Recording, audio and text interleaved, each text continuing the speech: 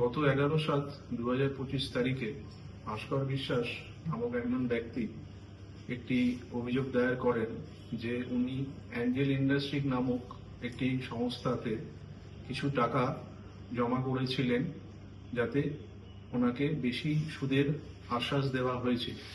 কিন্তু কিছুদিন যাবৎ পরে উনি জানতে পারলেন যে উক্ত কোম্পানিটি সেই স্থানে তাদের ব্যবসা বন্ধ করে দিয়ে সেখান থেকে চলে যায় এবং ওনার জমা করা যে সমস্ত টাকাগুলো ছিল সেগুলো সমস্ত আত্মসাৎ করে নেয়।